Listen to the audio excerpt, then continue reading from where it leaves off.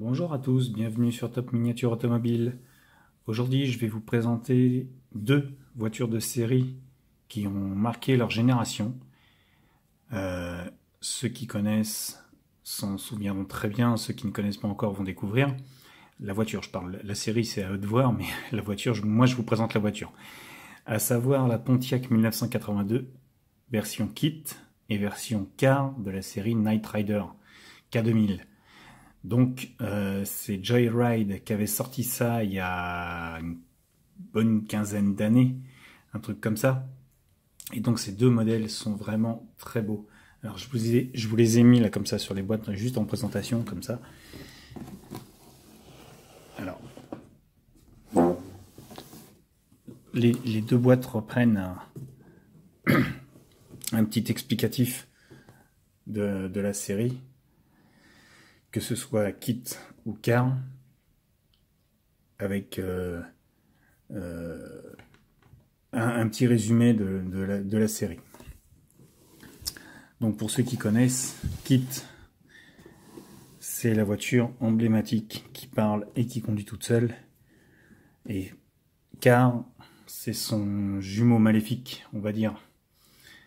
Alors je vais vous les sortir, je vais faire une petite coupure brève, le temps de les sortir, et je vous montre ça.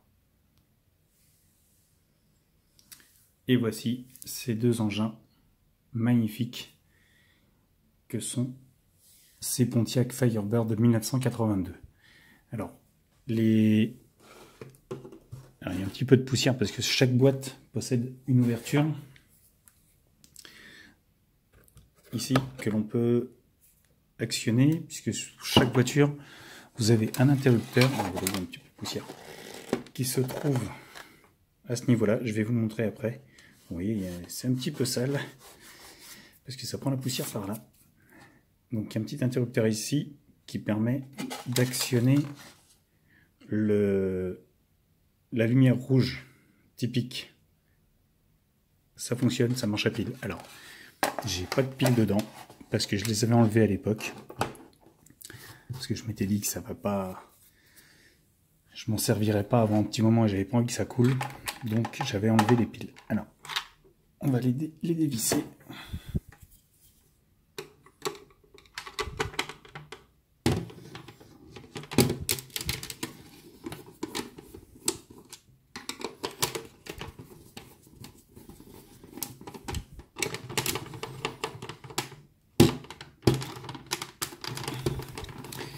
Alors, ça tient bien, je vous promets, elle ne risque pas de se sauver.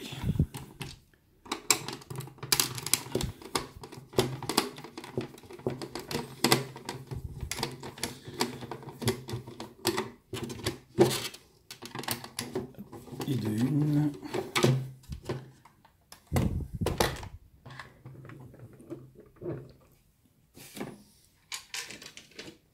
Alors, support noir pour car, support gris pour kit. Pour trancher un petit peu avec la couleur des voitures. Juste ça, c'était bien pensé déjà de la part de Joyride. Ça me mettait un petit peu plus en valeur.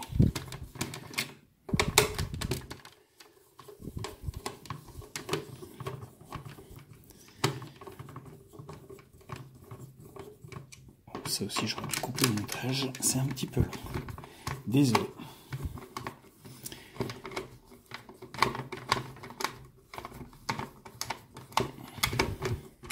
Hop là.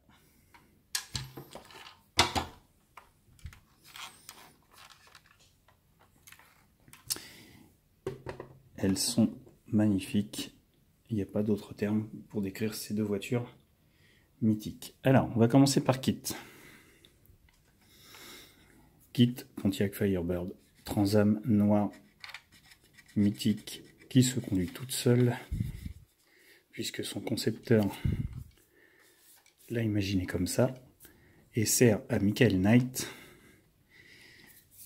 digne héritier de la fondation Knight, pour combattre le crime avec sa monture mythique. Donc, vous voyez, vraiment, Voiture très lourde, déjà parce qu'il y a le système électrique à l'intérieur, et en plus assez bourré de gadgets. Alors comme vous voyez, il n'y a pas le toit se balade à l'intérieur, puisque hop, vous avez la possibilité de le mettre par la suite, ce qui rend encore plus attractif le modèle. On referme et vous avez, voilà. Franchement, honnêtement, à part la version qui va sortir, qui est en cours de sortie là, ou un 12e ou un 8e, je sais plus, je crois que c'est un 8e chez Altaïa, où là vous aurez une multitude de détails. Là vous avez déjà quand même deux petites voitures qui sont très bien finies. La ligne de kit est magnifique avec ce noir et ces jantes juste avec l'extérieur comme ça, gris et l'enjoliveur noir. Alors par contre bien sûr, comme je vous disais, à chaque fois ça laisse des traces. J'ai mes gros doigts qui s'impriment dessus, mais bon. Donc, puis comme il y a à ce niveau-là qu'il y a la trappe, c'est ouvert dans la boîte. Donc vous avez une direction, les roues tournent à l'avant, donc avec le volant spécifique.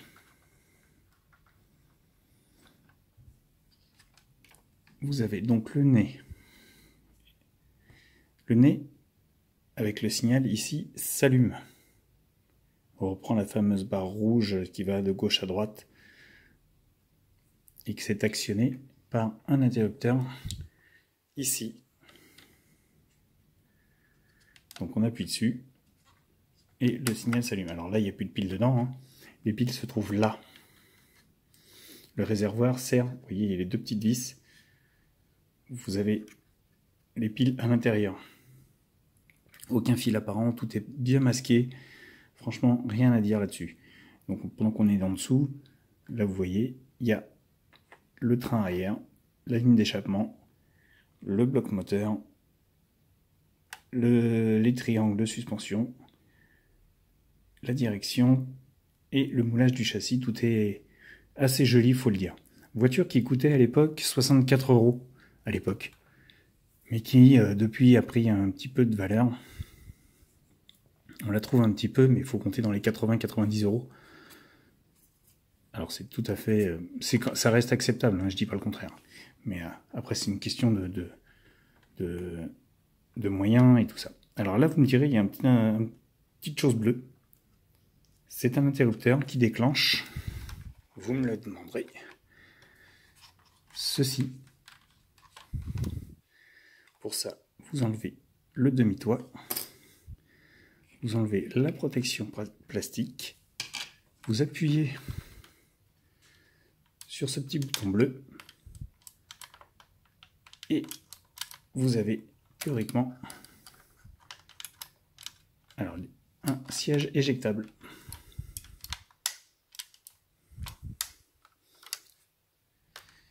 Mais comme tout gosse que j'étais à l'époque, j'avais du mal à le remettre et ça ne part pas.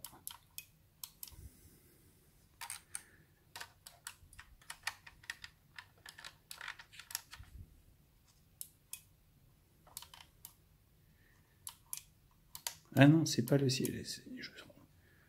Non, c'est pas le siège éjectable. C'est l'interrupteur pour laisser allumer. Je me rappelle plus, honnêtement. Attendez, je vais regarder sur la boîte, je vais vous dire ça. Désolé, j'ai un trou. Alors, la boîte, ils disent. Hop. Voilà, on-off. Donc oui, c'est ça. Vous voyez, il y a le petit descriptif ici. On-off. Donc on laisse allumer le scan à l'avant. Et là, c'est pour l'essayer quand c'est encore dans la boîte. Donc vous avez le petit descriptif, voilà. 4 piles, LR44, classique.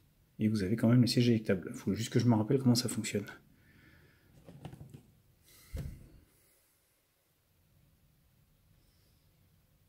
« 2005 ». Donc vous voyez, ça fait 16 ans. 17 ans.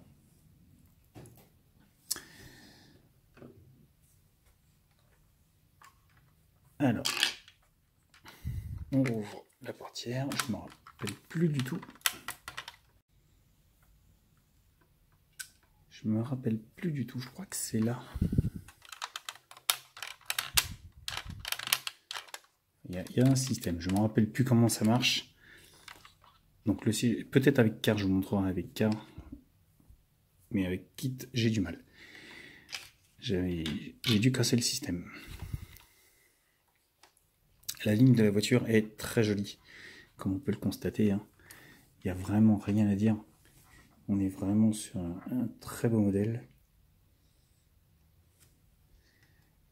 Et la particularité donc de cette voiture chez Joyride, c'est que tout s'ouvre et vous avez le détail aussi. Alors le moteur de Kit par lui-même, vu que c'est censé être une voiture hyper puissante, hyper rapide, hyper tout ce qu'on veut, booster, modifier, ordinateur, etc., etc. On l'a jamais vu dans la série. Là, il présente un V8 standard. Mais bon, ça ne gêne en rien la voiture, on va dire, par elle-même.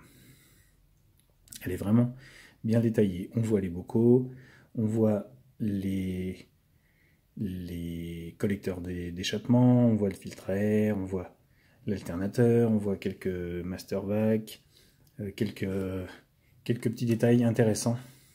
Alors les phares, eux, ne se lèvent pas. Elle est vraiment sale. Les phares ne se lèvent pas sur ce modèle, mais c'est pas grave. Ensuite, on a le coffre, comme je vous l'ai montré tout à l'heure, puisque j'ai sorti les demi-toits. Donc qui laisse apparaître rien d'extraordinaire, hein, si ce n'est le coffre de la voiture par lui-même.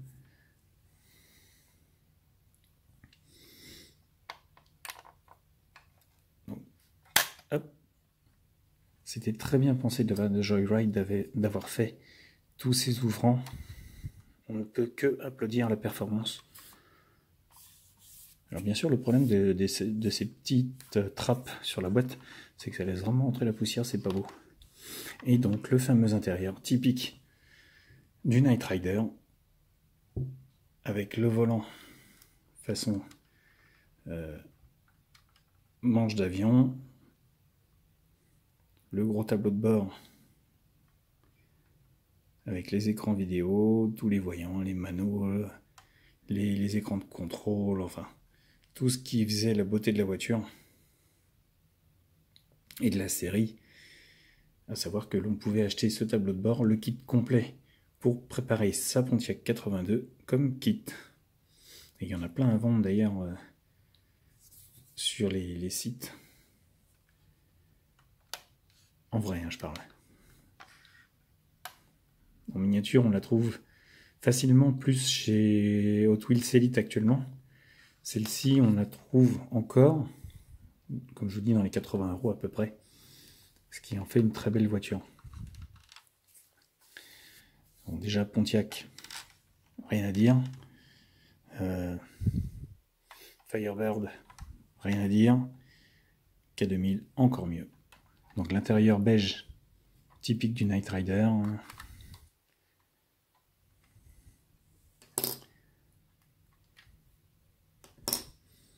C'est vraiment très joli.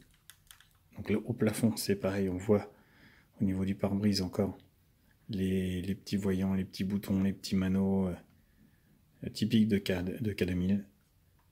Et vraiment, c'est très très joli.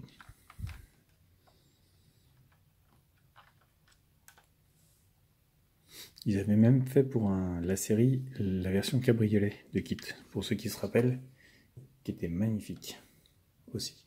Alors autre petite particularité que j'ai oublié, c'est que cette voiture possède, comme la vraie dans la série, un treuil à l'avant qui se tire, qui se déplie. Alors ça c'est pareil, il y a une astuce. Et depuis le temps que je n'ai pas ouvert la boîte, il y a une astuce, je ne me rappelle plus comment il faut faire. Je ne sais plus s'il faut tirer dessus ou directement, enfin bref. Donc il y a un petit treuil, vous avez une cordelette qui s'enroule autour de l'axe et vous pouvez treuiller la voiture comme dans la série. quand elle était en situation dangereuse. Pour vous dire qu'ils ont fait vraiment du très beau travail chez Joyride. Alors l'interrupteur pour le siège éjectable, c'est celui-là. Je cherchais tout à l'heure. On appuie dessus. Donc j'ai dû le coincer quand j'étais plus jeune. Ça ne veut pas décoller. On entend le siège bouger, mais on va le faire avec Car. Je vais vous montrer avec Car.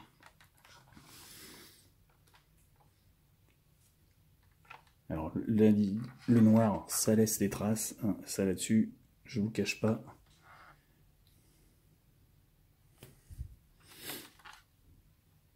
Et donc on va passer à la petite sœur.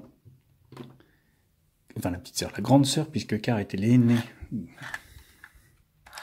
dans la série. Puisque quand Knight a prévu de faire la voiture, Car était le proto.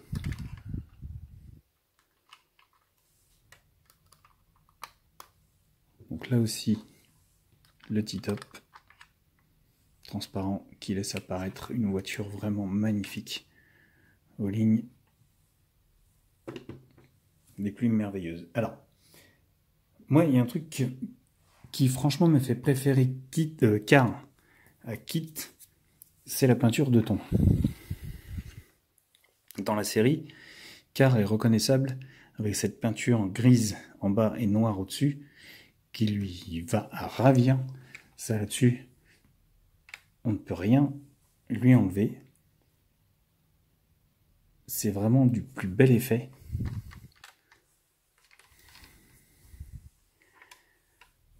Et donc c'est comme ça qu'on reconnaissait Kit et Car.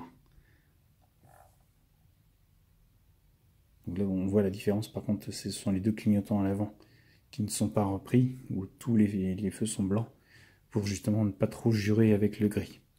Donc là vous avez la même mécanique. Là aussi vous avez le petit ruban rouge qui s'allume. Même principe. Bon, là non plus il n'y a pas de pile, donc je ne vous montrerai pas. Et donc on va essayer quand même de faire partir le siège éjectable. Donc on va enlever la protection. On va enlever le toit. Et on va appuyer. Et ben on dirait que je n'ai pas de bol sur ce coup-là. Ça ne veut pas partir.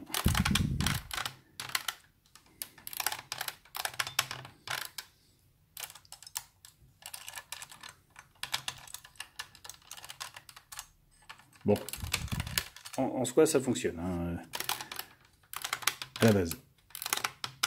Là, ça fonctionne plus, j'ai dû y aller comme un bourrin. Ah voilà, j'ai trouvé. Donc non, ce n'est pas ce que je vous montrais en dessous. L'interrupteur il est là sur le côté. Alors, on refixe. Alors ça aussi c'est... Hop là. Et là, c'est l'interrupteur. Le petit bouton noir là. Eh oui, fait. Laissez-moi le temps que ça revienne et je vous montrerai comment ça fonctionne. Tout simplement. Donc c'est le même principe pour Kit et Car. Intérieurement, il n'y a pas grand chose qui diffère, hein, puisque ce sont les mêmes voitures qui sortent de la même usine chez Knight Industries. Le tableau de bord est identique.